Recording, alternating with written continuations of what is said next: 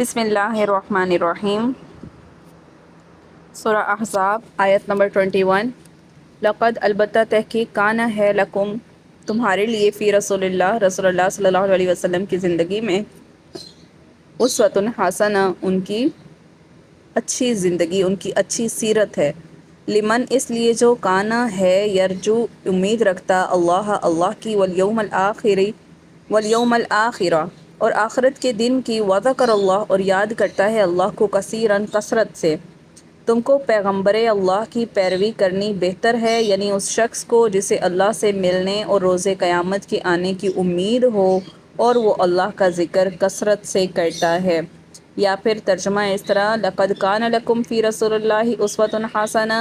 यकीनन तुम्हारे लिए रसूलुल्लाह सल्लल्लाहु अलैहि वसल्लम में उम्दा नमूना मौजूद है। लिमन कान यरजुल्लाह वल यौमल आखिर, हर उस शख्स के लिए जो अल्लाह से उम्मीद रखता है और क़यामत के दिन पर उम्मीद रखता है, क़यामत के दिन की तवक्को रखता है। वज़करुल्लाह कसीरा और अल्लाह का ज़िक्र कसरत से करता है। तो जंग की सबसे ज़्यादा ज़िम्मेदारी जो होती है सिपह सलार पर होती है, और मुसलमानों के सिपह सलार ख़ुद रसूलुल्लाह सल्लल्लाहु अलैहि वसल्लम थे। दुश्मन की तादाद है, ख़ुराक की किल्लत है, हालात की संगीनी है, तो इस नबी के कदमों में फिर भी ज़रा से भी लग़ज़िश पैदा नहीं कर सके ये हालात। तो हर हाल में वो अल्लाह पर भरोसा रखने और अल्लाह की तरफ से पुरुम्मीद और उसकी मदद के मुंतज़िर रहे, मगर साथ साथ पूरी जाफशानी से तुम्हारे दोष बदोश जंग के एक एक काम तुम्हारे साथ मिलकर कर रहे हैं। तो मुसलमानों, तुम्हारा किरदार भी ऐसा ही होना चाहिए और रसूलुल्लाह सल्लल्लाहु अलैहि वसल्लम की ज़ात को बतौर नमूना अपने सामने रखना है। और दूसरा कि इस मज़मून में जो यहाँ पर बयान हुआ, ये हुक्म आम है, सिर्फ़ जंग में ही नहीं किया जाएगा बल्कि हर हालत में, सिर्फ़ जंगी अहकामात और तदबीर में ही नहीं बल्कि ज़िंदगी के हर पहलू में रसूल की ज़ात को बतौर नमूना अपने सामने रखना चाहिए। मुख्तसरन ये कि रसूलुल्लाह सल्लल्लाहु अलैहि वसल्लम की इताअत, उनकी इत्तबा दोनों को तमाम मुसलमानों पर लाजिम और वाजिब करार दे दिया गया। और साथ ही अल्लाह ताला ने यह भी बता दिया कि रसूल की इत्तबा सिर्फ वही लोग कर सकते हैं जिनमें 3 शराइत पाई जाएं। क्या? कि वो अल्लाह पर सच्चे दिल से ईमान लाएं, और दूसरा कि यौम आखिरत पर भी ईमान लाएं, और अपने आमाल के अच्छे बदले की अल्लाह से उम्मीद रखते हों और हर वक्त अल्लाह को याद करते हों। अगली आयत है वलम्मा, और जिस वक़्त रआ देखा मोमिनों ने अहज़ाब जमातों को, काफिरों की जमातों को देखा, काफिरों के लश्कर को देखा, क़ालू कहा, हाज़ा ये है, मा वअदनल्लाह जिसका वादा किया हमसे अल्लाह ने, व रसूलुहु और उसके रसूल ने, व सदक़ल्लाह और सच कहा था अल्लाह ने, व रसूलुहु और उसके रसूल ने भी सच कहा था, व मा ज़ादहुम और ना ज़्यादा किया उनको, इल्ला ईमाना व तस्लीमा मगर ईमान और अताअत में ही ज़्यादा किया। ईमानदारों ने जब कुफ़ार के लश्करों को देखा, बेसाख्ता कह उठे कि इन्हीं का वादा हमें अल्लाह ने और उसके रसूल ने दिया था। अल्लाह ताला और उसके रसूल ने सच फरमाया था, और इस चीज़ उनके ईमान में और ज़्यादा इजाफ़ा कर दिया, उनके ईमान और अताअत में और ज़्यादा इजाफ़ा कर दिया। तो मुनाफिकीन पर तबसरा करने के बाद अल्लाह ताला ने मुसलमानों का किरदार बयान फरमाया कि जो उन पर मुश्किलात पड़ती रहीं, हालात संगीन होते जाते थे, तो उनका हौसला बढ़ता जाता था, उनके अल्लाह पर तवक्ल, उनके ईमान में भी इजाफ़ा होता जाता था। उन्हें खूब मालूम हो गया था कि इन मुश्किलात का मुकाबला हमने ही करना है, फिर जो काम हमारी बसात से बाहर होगा उस वक़्त ज़रूर अल्लाह की मदद हमारे साथ होगी। और जब अल्लाह की मदद आ पहुँचती तो उनके ईमान में और भी ज़्यादा इजाफ़ा हो जाता है। तो जब बनो क़ुरैज़ा ने वादा शक्नी करके इत्तेहादी लश्करों से जब वो मिले थे और मुसलमानों के लिए अंदर और बाहर भी ख़तरा पैदा हो गया था, तो उस वक़्त रसूलुल्लाह सल्लल्लाहु अलैहि वसल्लम के जहन में एक तजवीज़ आई थी जो सिर्फ़ अंसार की दिल जमई की खातिर थी। और वो तजवीज़ ये थी कि बनो ग़तफ़ान जो एक लालची, इंतहाई लालची हरीस कबीला था और उनकी सियासत का सुनहरी असूल सिर्फ़ पैसे का हसूल था, उनको मदीने की तिहाई पैदावार का लालच देकर उन्हें इत्तेहादियों से काट दिया जाए। ये रसूलुल्लाह सल्लल्लाहु अलैहि वसल्लम के जहन में ये तदबीर आई थी, और वो अपना कबीला लेकर वापस चले जाएं। तो ये कबीला सख्त जंगजू था, तो लिहाजा इसकी वापसी से बाकी सारे लश्कर भी बददिली का शिकार हो गए। तो इस सिलसिले में रसूलुल्लाह सल्लल्लाहु अलैहि वसल्लम ने कबीला औस के सरदार साद रज़ी अल्लाह अन्हु بن معاذ اور قبیلہ خزرج کے سردار سعد بن عبادہ کو بلا کر ان سے مشورہ کیا۔ دونوں نے یک زبان ہو کر کہا، یہ اللہ کا حکم ہے یا آپ ہماری رائے لینا چاہتے ہیں؟ اگر اللہ کا حکم ہے تو سر آنکھوں پر ہے، اور اگر آپ صلی اللہ علیہ وسلم ہماری خاطر ایسا کرنا چاہتے ہیں تو ہمیں یہ بات قطعاً منظور نہیں ہے۔ واللہ ہم نے شرک کی حالت میں بھی ان لوگوں کو ایک دانہ نہیں دیا، اور آپ یہ بات کر رہے ہیں کہ ہم کیا کریں، 1/3 وہاں کا یعنی کہ اس کو دے دیں، مدینے کی تہائی پیداوار کا آپ کہہ رہے ہیں کہ ان کو دے دیں، تو ہم تو ان کو 1/3 دینے کو بھی تیار نہیں ہیں۔ اگر یہ اللہ کا فیصلہ ہے تو اس صورت میں تو ہمیں کیا ہے، ہمیں اس پہ کوئی اعتراض نہیں ہے۔ تو اب مسلمان ہو کر ہم انہیں کیوں ایسا کریں گے؟ پہلے ہم نے یعنی کہ ہم شرک کی حالت میں تھے تب بھی ہم انہیں ایک دانہ تک نہیں دیتے تھے، اوس اور خزرج کہہ رہے ہیں۔ اب ایسا کیوں ہے کہ ہم ان کو دیں؟ ان کے لیے ہمارے پاس صرف تلوار ہے۔ تو انصاری سرداروں کے اس جواب سے آپ صلی اللہ علیہ وسلم خوش ہوئے اور فرمایا، یہ اللہ کا حکم نہیں ہے، یہ تو میں نے تمہاری صرف دل جمعی کی خاطر سوچا تھا کہ تمہارے دل کیا ہوں، جم جائیں اس بات پر۔ آگے ہے، من المؤمنین، مومنین میں سے رجال مرد ہیں، صدقوا سچ کر دکھایا انہوں نے، ما عاہد اللہ جو عہد باندھا تھا اللہ سے، علیہ اس کے اوپر، فمنہم پس بعض ان میں سے، من قضا جو پورا ہو چکا، نحبہ اپنا کام، ومنہم اور بعض ان میں سے، من ینتظر وہ جو کہ انتظار کرتا ہے، وما بدلوا اور نہیں بدل ڈالا، تبدیلا کچھ بھی نہیں اپنے قول میں بدل ڈالا۔ مومنوں میں ایسے لوگ بھی ہیں جنہوں نے جو اللہ تعالیٰ سے وعدہ کیا تھا انہیں سچ کر دکھایا، انہوں نے تو اپنا وعدہ پورا کر دیا، بعض موقع کے منتظر ہیں، انہوں نے کوئی تبدیلی نہیں کی۔ اچھا، تو وعدے سے مراد وہ وعدہ ہے جو لیلۃ العقبہ ثانیہ میں انصار کے 72 افراد نے رسول اللہ صلی اللہ علیہ وسلم سے کیا تھا، اور وہ وعدہ یہ تھا کہ ہم مرتے دم تک آپ کا ساتھ دیں گے۔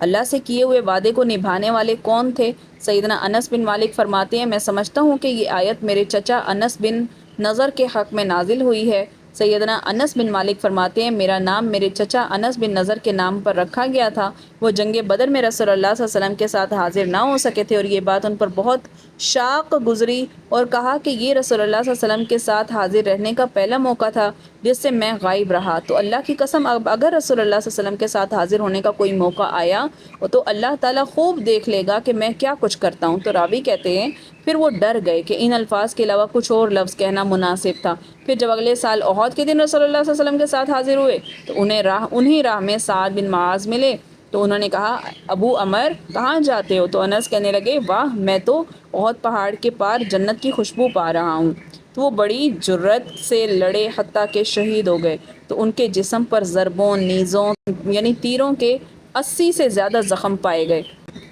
میری پھوپھی، ان کا کہنا ہے کہ میری پھوپھی ربیع بنت نضر کہنے لگی، میں اپنے بھائی کی نعش یعنی ان کی لاش کو صرف اس کے پوروں سے پہچان سکی تھی، اس وقت یہ آیت نازل ہوئی تھی۔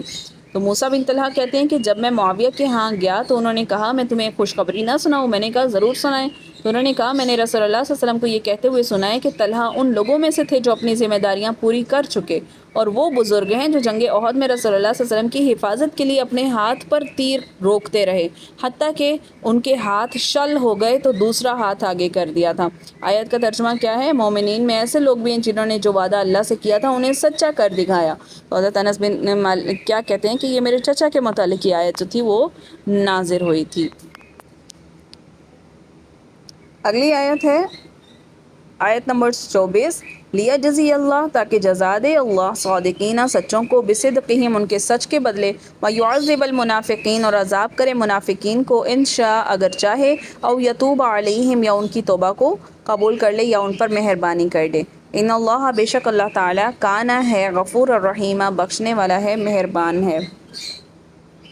وردہ اور پھیر دیا اللہ نے الذین ان لوگوں کو کفروا جو کافر ہوئے، جنہوں نے کفر کیا، بغیظہم ان کے غصے کے ساتھ، لم ینالوا نہیں پہنچے، خیرن کسی بھلائی کو وہ حاصل نہ کر سکے، وکف اللہ اور کافی ہوا اللہ مومنین کو، للقتال لڑائی سے، وکان اللہ اور ہے اللہ تعالیٰ، قویا عزیزا زبردست غالب حکمت والا ہے، یعنی اللہ نے کافروں کو غصے بھرے ہوئے ہی نامراد لوٹا دیا، انہوں نے کوئی فائدہ نہیں پایا، اور اس جنگ میں اللہ تعالیٰ خود ہی مومنوں کو کافی ہو گیا۔ اللہ تعالیٰ بڑی قوتوں والا اور غالب ہے، یعنی اتحادیوں کا لشکر نہایت ذلت، ناکامی اور غصے کے پیش و تاب کھاتا ہوا میدان چھوڑ کر واپسی پر مجبور ہو گیا اور مسلمانوں کے لیے اپنا بہت سارا سامان چھوڑ گیا۔ تو اسی جنگ میں عمر بن عدوف نے جو 1000 سواروں پر بھاری سمجھا جاتا تھا مسلمانوں کو دعوت دی اور سیدنا علی رضی اللہ عنہ اس کے مقابلے میں اترے، اس کا کام تمام کیا۔ مشرکوں نے درخواست کی کہ 10,000 درہم کے عوض ہمیں اس کی لاش دے دی جائے، تو آپ صلی اللہ علیہ وسلم نے فرمایا کہ لاش تم مفت میں ہی لے جاؤ، ہم مردوں کی قیمت نہیں کھایا کرتے۔ تو اللہ تعالیٰ نے عام لڑائی کی نوبت ہی نہ آنے دی اور ان کے محاصرے کو اٹھانے کے لیے یک بستہ ہوا بھیج دی، ٹھنڈی یک ہوا بھیج دی، فرشتے بھیج دیے، یہود میں اور اتحادیوں میں پھوٹ ڈال دی۔ اور ان سب باتوں کا نتیجہ کیا ہوا کہ دشمن سخت بدحواس ہو کر بھاگ کھڑا ہوا۔ بھلا اللہ کی زبردست قوت کے سامنے کون ٹھہر سکتا ہے؟ وَأَنزَلَ، اور اتارا اللہ نے، الذین، ان لوگوں کو جو ظاہروہم مددگار ہوئے تھے، من اہل الکتاب، اہل کتاب میں سے، من سیاسیہم، ان کے قلوں میں سے، وقذف، اور ڈالا، فی قلوبہم، ان کے دلوں میں، رعب، ڈر ڈال دیا، فریقاً، ایک فرقے کو، تقتلون، تم مار ڈالتے ہو، وتأسرون، اور قید کرتے ہو تم، فریقا، دوسرے فرقے کو، وَأَوْرَثَكُمْ، اور وارث کیا تمہیں، أَرْضَهُمْ، ان کی زمین کا، وَدِيَارَهُمْ، اور ان کے گھروں کا، وَأَمْوَالَهُمْ، اور ان کے مالوں کا، وَأَرْضًا لَّمْ، اور اس زمین کا کہ نہیں، تَطَئُوهَا، رکھا پاؤں تم نے اس پر، وَكَانَ اللَّهُ، اور ہے اللہ تعالی، عَلَىٰ كُلِّ شَيْءٍ، ہر شے پر، قدیرا، قادر ہے، قدرت رکھتا ہے۔ اچھا، پچھلی آیت میں آیا نا وَأَنزَلَ، اور اتارا، یعنی کہ جن اہل کتاب نے ان سے ساز باز کر لی تھی انہیں بھی اللہ تعالیٰ نے ان کے قلوں سے نکال دیا اور ان کے دلوں میں بھی رعب بھر دیا، جبکہ تم ان کے ایک گروہ کو قتل کر رہے ہو اور ایک گروہ کو قیدی بنا رہے ہو۔ یہ یہود بنو قریظہ تھے جو مسلمانوں کے معاہدے پر تھے، اور بنو قینقاع اور بنو نذیر کی جلاوطنی کے بعد مدینہ میں یہود کا یہی قبیلہ باقی رہ گیا تھا، کیونکہ یہ قبیلہ دوسروں کی نسبت قدر شریف تھا اور اپنے وعدے کا پاس رکھنے والا تھا۔ تو جب بنو نذیر کو خیبر کی طرف جلا وطن کر دیا گیا اور جنگ احزاب کی تیاریاں شروع ہو گئیں، تو بنو نذیر کا رئیس جو تھا حی بن اخطب رات کی تاریکیوں میں بنو قریظہ کے سردار کعب بن اسد کے پاس گیا تھا۔ کعب کو اندازہ ہو گیا تھا کہ حی مجھے مسلمانوں سے وعدہ توڑنے پر آمادہ کرنے کے لیے آیا ہے، تو اس نے دروازہ ہی نہ کھولا۔ تو حی نے اسے کچھ چکنی چپڑی باتیں کی اور آخر اس نے دروازہ کھول دیا۔ تو حی کہنے لگا، کعب، میں تمہارے پاس زمانے کی عزت اور چڑھتا ہوا سمندر لے کر آیا ہوں۔ تو ان لوگوں نے مجھ سے وعدہ کیا ہے کہ میں محمد صلی اللہ علیہ وسلم اور ان کے ساتھیوں کا صفایا کیے بغیر یہاں سے نہ ٹلوں۔ تو اس کے جواب میں جو کچھ کعب نے کہا وہ سنہری حروف میں لکھنے کے قابل ہے۔ اس نے کہا، حی واللہ، تم میرے پاس زمانے کی ذلت اور برسا ہوا بادل لے کر آئے ہو جو صرف گرج چمک رہا ہے، تم پر افسوس ہے تو مجھے صرف میرے حال پر چھوڑ دو۔ میں نے رسول اللہ صلی اللہ علیہ وسلم میں صدق اور صفا کے سوا کچھ نہیں دیکھا۔ مگر حی نے کعب کو سبز باغ دکھا دکھا کر بالآخر وعدہ خلافی کرنے پر مجبور کر ہی لیا۔ تو وہ کہنے لگا، اگر قریش مکہ کا خاتمہ کیے بغیر ہی واپس چلے گئے تو میں بھی تمہارے ساتھ قلعہ بند ہو جاؤں گا اور واپس نہیں جاؤں گا، پھر جو انجام تمہارا ہوگا وہی میرا ہوگا۔ تو اس شرط پر کعب بھی اتحادیوں میں شامل ہو گیا تھا۔ تو اس صورتحال کی تحقیق کے لیے آپ صلی اللہ علیہ وسلم نے انصار کے سرداروں سعد بن عبادہ، سعد بن معاذ، عبداللہ بن رواحہ اور خوات بن جبیر رضی اللہ عنہ کو تحقیق حال کے لیے بھیجا، اور ساتھ یہ تاکید بھی کر دی کہ اگر بنو قریظہ کی بدعہدی کی خبر درست ہوئی تو دوسروں کی موجودگی میں مجھے نہ بتائیں بلکہ صرف اشارے سے کام چلا لیں۔ تو جب انہوں نے واپس آ کر رسول اللہ صلی اللہ علیہ وسلم کو اشارے سے بتایا کہ یہ خبر درست ہے، تو اس سے آپ صلی اللہ علیہ وسلم کو بہت سخت صدمہ ہوا تھا، اور اس خبر کا مقصد صرف یہ تھا، اس خبر کا معلوم کرنے کا مقصد صرف یہ تھا کہ مسلمانوں کی حوصلہ شکنی نہ ہو، اور اس کو چھپانے کا مقصد بھی یہی تھا کہ مسلمان کم از کم مدینے کے اندرونی حفاظت کی طرف سے مطمئن ہو جائیں۔ مگر اس صورتحال سے مدینہ کے اندر بھی خطرہ پیدا ہو گیا تھا۔ تو اب بنو قریظہ کا جو محاصرہ ہوا، تقریباً 1 ماہ کے محاصرے کے بعد جب اتحادی لشکر بھاگ نکلا، تو اب بنو قریظہ کو ان کی وعدہ خلافی کی سزا دینے کا وقت آ گیا۔ غزوہ خندق سے فارغ ہونے کے بعد رسول اللہ صلی اللہ علیہ وسلم سیدہ ام سلمہ رضی اللہ عنہ کے ہاں غسل فرما رہے تھے کہ جبرائیل آئے اور کہا، میں نے ہتھیار اتار دیے ہیں، حالانکہ فرشتوں نے ابھی تک نہیں اتارے۔ تو رسول اللہ صلی اللہ علیہ وسلم نے اسی وقت منادہ کرا دی، اعلان کرا دیا کہ مجاہدین عصر کی نماز بنو قریظہ کے ہاں جا کر ادا کریں گے۔ تو چند گھنٹوں کے اندر 3000 مسلمان مجاہدین نے بنو قریظہ وہاں پہنچ کر ان کا محاصرہ کیا۔ بنو قریظہ قلعہ بند ہو گئے۔ حی ابن اخطب بھی حسب وعدہ ان کے ساتھ قلعہ بند ہوا تھا۔ تو ان کے سردار کعب بن اسد نے قوم کے سامنے 3 تجاویز رکھی تھیں کہ اسلام قبول کر لو، اس صورت میں تمہارا مال و جان سب کچھ محفوظ رہے گا، اور تم پر یہ بات بھی واضح ہو چکی ہے کہ یہ وہی نبی برحق ہے جس کی بشارت تم اپنی کتاب میں پاتے ہو۔ دوسرا یہ شرط رکھی گئی کہ اپنے بیوی بچوں کو خود اپنے ہاتھوں سے قتل کر دو، پھر خود مردانہ وار لڑائی لڑو، پھر مر جاؤ یا فتح پا جاؤ۔ اور تیسرا یہ کہ مکر و فریب کی راہ اختیار کرو، مسلمانوں پر ہفتے کے دن حملہ کر دو کیونکہ انہیں اطمینان ہوگا کہ آج لڑائی نہیں ہوگی۔ مگر بنو قریظہ نے اپنے سردار کی ایک تجویز بھی نہ مانی اور وہ جھنجھلا کر کہنے لگا، میں تم میں سے کسی نے آج تک ایک رات بھی ہوش مندی کے ساتھ نہیں گزاری۔ اب ان کے سامنے بس ایک ہی راستہ باقی رہ گیا تھا، وہ یہ تھا کہ مسلمانوں کے آگے ہتھیار ڈال دیں۔ تو اب وعدہ خلافی اور وعدہ شکنی قوم کو انتہائی درجے کا بزدل بنا دیتی ہے۔ تو ان کے پاس حالانکہ وافر مقدار میں راشن موجود تھا، انہوں نے مسلمانوں کے لیے 1500 تلواریں، 2000 نیزے، 300 زریں، 500 ڈھالیں بھی تیار کر رکھی تھی، مگر وقت پر کوئی چیز بھی ان کے کام نہیں آئی۔ انہوں نے صرف 25 دن کے محاصرے کے بعد اس شرط پر ہتھیار ڈال دیے کہ ان کے حق میں جو بھی فیصلہ ان کے حلیف یعنی سیدنا سعد بن معاذ کریں گے وہ انہیں منظور ہوگا۔ ان کے پاس قلعے میں جس قدر راشن موجود تھا، اگر وہ چاہتے تو سال بھر قلعہ بند رہ کر بھی آسانی سے گزر بسر کر سکتے تھے، مگر انہوں نے یعنی کہ مجرم ضمیر نے انہیں جلد ہی بے چین کر دیا تھا اور اللہ نے ان کے دلوں میں مسلمانوں کی دھاک بٹھا دی تھی۔ تو سیدنا سعد بن معاذ کو جنگ احزاب میں ایک کاری زخم لگا تھا۔ تو حضرت سیدہ عائشہ رضی اللہ عنہا فرماتی ہیں کہ جنگ خندق میں سعد بن معاذ کو جو ان کی رگ میں تیر لگ گیا تو میں نے مسجد میں ہی ان کے لیے خیمہ لگا دیا تاکہ قریب سے عیادت کر سکیں۔ تو مسجد میں بنو غفار کا خیمہ بھی تھا، تو جب سیدنا معاذ کا خون بہہ بہہ کر ان کے خیمے کی طرف آنے لگا تو وہ ڈر گئے، کہنے لگے، اے خیمے والو، یہ کیا ہے جو تمہاری طرف سے بہہ کر ہمارے پاس آ رہا ہے؟ تو دیکھا تو سعد کے زخم سے خون بہہ رہا تھا، آخر اسی زخم سے وہ چل بسے تھے۔ تو فیصلے کے لیے انہیں گدھے پر سوار کر کے موقع پر لایا گیا، تو آپ نے اپنے وعدہ خلافی کرنے والے حلیف کی کوئی رعایت نہیں کی اور فیصلہ یہ کر دیا کہ سب مردوں کو قتل کر دیا جائے، عورتوں بچوں کو غلام بنا لیا جائے، ان کے مال مجاہدین میں تقسیم کر دیے جائیں۔ تو رسول اللہ صلی اللہ علیہ وسلم نے یہ فیصلہ سن کر فرمایا، تم نے وہی فیصلہ کیا جو اوپر 7 آسمانوں کے اوپر اللہ نے فیصلہ کیا ہے۔ تو اس فیصلے کے مطابق 600 سے کچھ زائد مردان جو تھے یعنی ان کے مرد جنگ میں قتل ہوئے تھے، اور ان مقتولین میں حی ابن اخطب بھی تھا جس نے بنو قریظہ کو وعدہ شکنی پر مجبور کر کے ان سے یہ مصیبت ڈھائی تھی، ان پر یہ مصیبت ڈھائی تھی۔ اور یہ مقتولین صرف اس بنا پر قتل نہیں کیے گئے تھے کہ وہ جنگی قیدی تھے، بلکہ ان کے جرم اور بھی تھے۔ وہ کیا تھے کہ معاہدے کے باوجود انہوں نے بہت نازک موقع پر وعدہ خلافی کر کے مسلمانوں کو اندرونی خطرات سے دوچار کیا۔ انہوں نے مردانہ وار سامنے آنے کی بجائے عورتوں بچوں کے قلعوں پر حملے کی کوشش کی تھی۔ اور تیسرا یہ کہ جنگ احزاب کے بعد بھی حی ابن اخطب کو ساتھ ملا کر مدینے میں جو ہے وہ اس طرح کی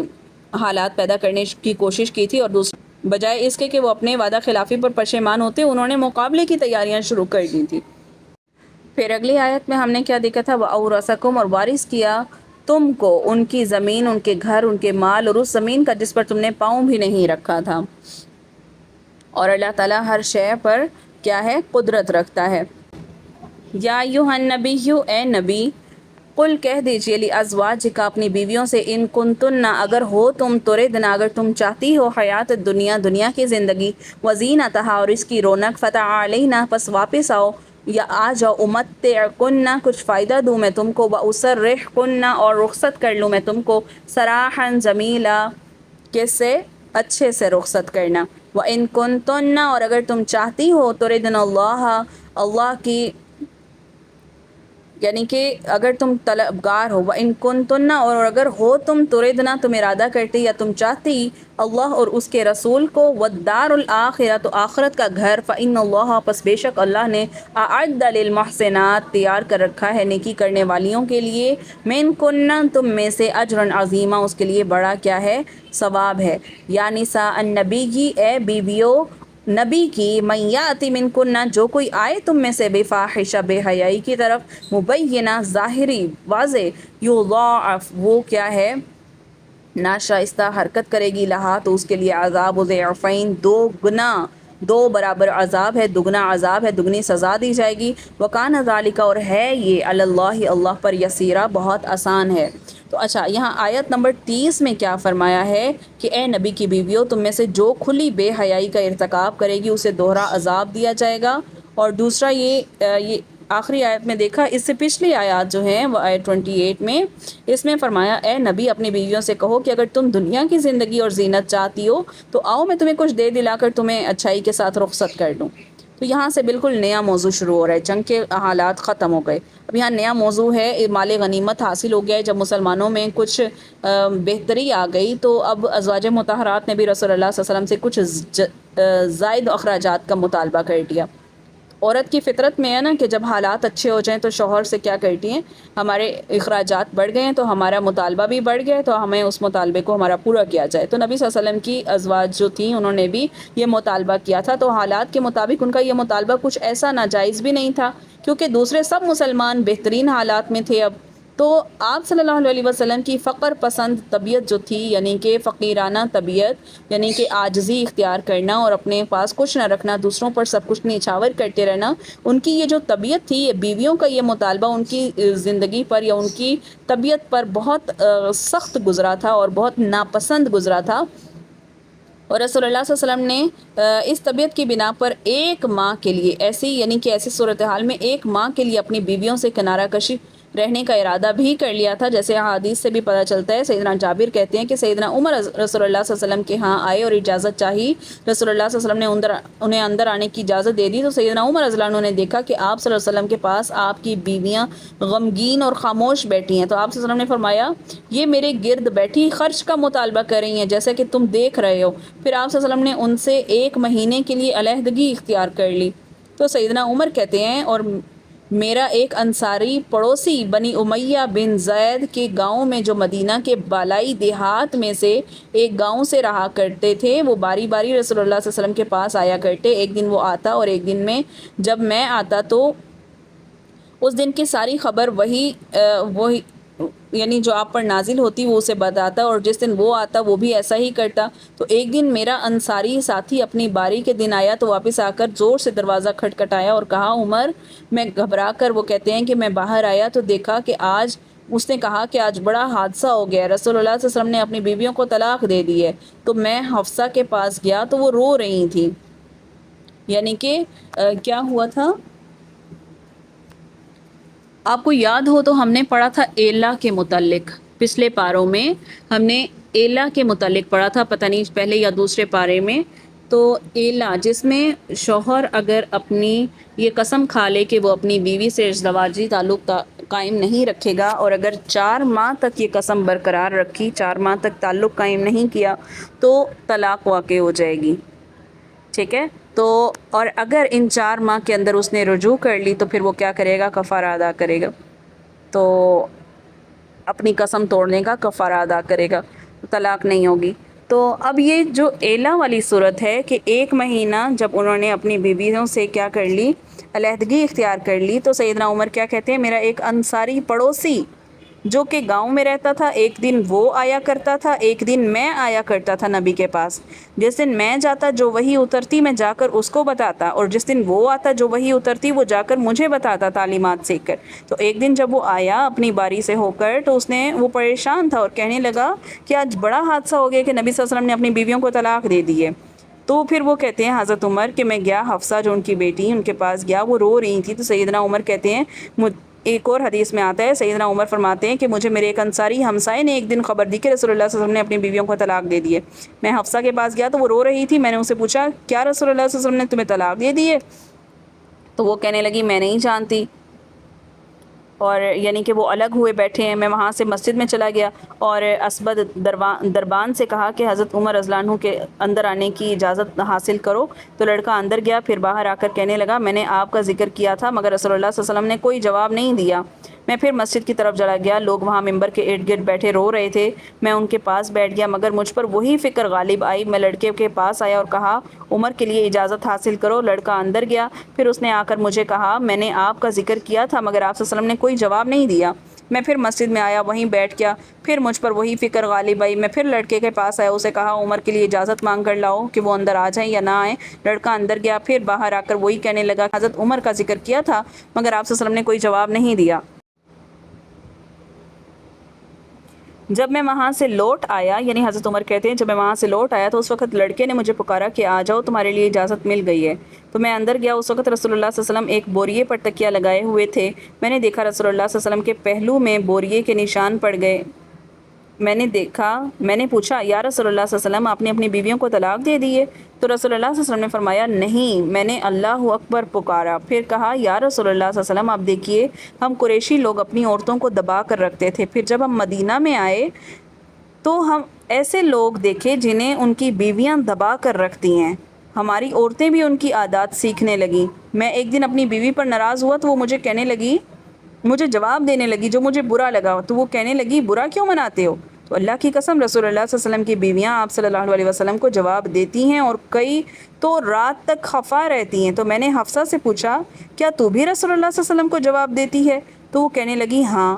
اور ہم میں سے کوئی تو رات بھر رسول اللہ صلی اللہ علیہ وسلم سے خفا رہتی ہے۔ تو میں نے کہا تم میں سے جس نے یہ کام کیا وہ نامراد ہوئی اور نقصان اٹھایا، کیا تم اس بات سے ڈرتی نہیں ہو کہ رسول اللہ صلی اللہ علیہ وسلم کی ناراضگی کی وجہ سے اللہ بھی ان سے ناراض ہو جائے گا اور وہ تباہ ہو جائے گی،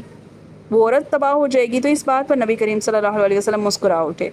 پھر اپنی بیٹی حفصہ رضی اللہ عنہ سے کہا، حفصہ یعنی حضرت عمر نے اپنی بیٹی سے کہا حفصہ تم رسول اللہ صلی اللہ علیہ وسلم کو کبھی جواب نہ دینا اور نہ ہی ان سے کچھ مطالبہ کرو، بلکہ جو کچھ تم چاہو مجھ سے مانگ لیا کرو،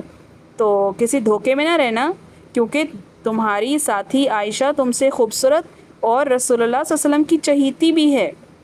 یعنی ان کی سوکن یعنی دوسری بیوی حضرت عائشہ صدیقہ رضی اللہ عنہا انہیں کہہ رہے ہیں اپنی بیٹی کو حفصہ کو کہ وہ تم سے زیادہ خوبصورت بھی ہے، رسول اللہ صلی اللہ علیہ وسلم کی چہیتی بھی ہے۔ اس بات پر رسول اللہ صلی اللہ علیہ وسلم دوبارہ مسکرائے، یعنی کہ انداز دیکھیے، حضرت عمر کو پتہ ہے کہ وہ کس بات پر خفا ہیں۔ انہوں نے مثال کیا دی ہے؟ مدینے کی عورتوں کی دی ہے کہ جب ہم یہاں آئے تھے تو وہ اپنے شوہروں کو جواب دیا کرتی تھی، آگے سے بولا کرتی تھی۔ تو میں نے اپنی بیٹی حفصہ سے پوچھا کیا تو بھی ایسا کرتی ہے؟ تو پھر مطلب اس کی اصلاح بھی کر دی اور رسول اللہ صلی اللہ علیہ وسلم کو آ کے باتیں بھی بیان کر رہے ہیں۔ ان سے نہیں پوچھا کہ آپ نے کیوں اپنی عورتوں سے یوں کر دیا ہے کہ قطع تعلقی کر رکھی ہے، نہیں، انہیں سمجھانے کے انداز میں، انہیں سٹوری کے انداز میں انہیں سارے واقعات بتا رہے ہیں کہ میں حفصہ کے پاس گیا، میں نے اسے ایسے سمجھایا۔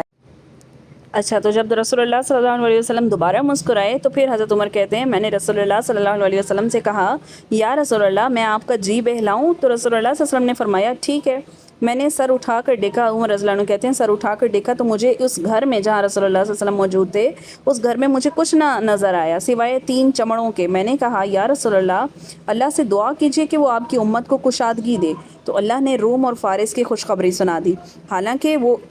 اس کی عبادت بھی نہیں کرتے۔ یہ سن کر رسول اللہ صلی اللہ علیہ وسلم اٹھ کر بیٹھ گئے اور فرمایا خطاب کے بیٹے کیا تم ابھی بھی شک میں پڑے ہو؟ ان لوگوں کو تو ان کی نیکیوں کا بدلہ دنیا میں ہی مل گیا ہے۔ تو سیدنا عمر رضی اللہ عنہ کہنے لگے آپ صلی اللہ علیہ وسلم 1 مہینہ بھر اپنی بیویوں کے پاس نہ گئے تو اللہ تعالیٰ نے رسول اللہ صلی اللہ علیہ وسلم پر عتاب اور قسم کے کفارے کا حکم عطا کر دیا۔ سیدہ عائشہ رضی اللہ عنہ کہتی ہیں کہ جب 29 دن گزر گئے تو رسول اللہ صلی اللہ علیہ وسلم ہمارے پاس آئے۔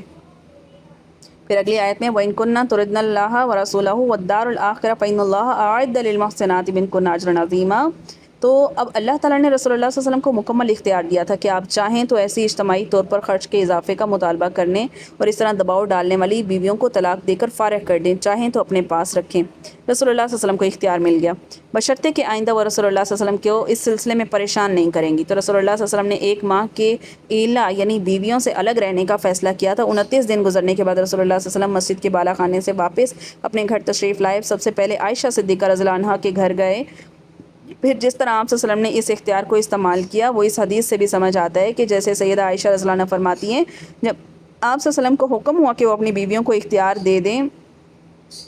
تو خواہ وہ آپ کے ساتھ رہنا چاہیں یا طلاق لے لیں، تو آپ نے سب سے پہلے مجھ سے پوچھا یعنی عائشہ سے پوچھا عائشہ میں تمہیں ایک بات کہتا ہوں مگر تم اس میں جلدی نہ کرنا بلکہ اپنے والدین سے مشورہ کر کے جواب دینا، اور آپ یہ بات خوب جانتے تھے کہ میرے والدین آپ سے جدا ہونے کا کبھی مشورہ نہیں دیں گے۔ تو رسول اللہ صلی اللہ علیہ وسلم نے فرمایا اللہ تبارک و تعالیٰ کا ارشاد ہے یا ایھا النبی کل ازواجک، یہ والی آیت۔ تو رسول اللہ صلی اللہ علیہ وسلم نے اس کو پڑھا تو میں نے کہا میں اس معاملے میں اپنے والدین سے کیا مشورہ کروں گی، میں تو خود اللہ اور اس کے رسول اور آخرت کی بھلائی چاہتی ہوں۔ پھر رسول اللہ صلی اللہ علیہ وسلم نے یہی بات دوسری بیویوں سے بھی پوچھی تو سب نے وہی جواب دیا جو میں نے دیا تھا۔ تو سیدہ عائشہ فرماتی ہیں میں نے رسول اللہ صلی اللہ علیہ وسلم سے کہا کہ آپ صلی اللہ علیہ وسلم نے تو 1 ماہ کا کہا تھا اور آج 29 دن ہوئے ہیں۔ تو رسول اللہ صلی اللہ علیہ وسلم نے اپنی انگلی کے اشارے سے بتایا کہ مہینہ 30 دن کا بھی ہوتا ہے 29 کا بھی ہوتا ہے، تو وہ مہینہ 29 دن کا تھا۔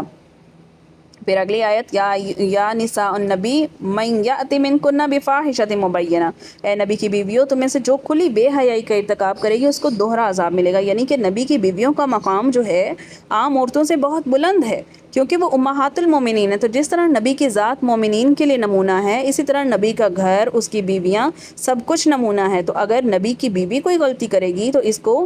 اپنی ہی سزا، غلطی کی سزا نہیں ملے گی، بلکہ اس کی اقتداء میں جو لوگ بھی اس غلطی کو کریں گے ان سب کی سزا سے اس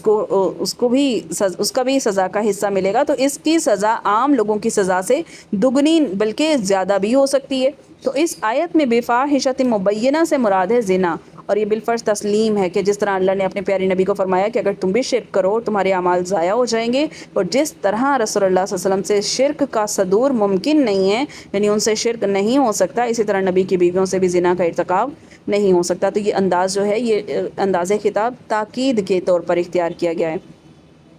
اس کے بعد فرمایا کہ اللہ تعالیٰ یہ نہیں دیکھے گا کہ اگر تم کوئی برا کام کرو تو تمہیں نبی کی بیویاں سمجھ کر چھوڑ دیا جائے گا، بلکہ عدل اور انصاف کا تقاضا یہ ہوگا کہ تمہیں دوسروں سے دگنی سزا دی جائے گی، اور اللہ اس پر پوری قدرت رکھتا ہے۔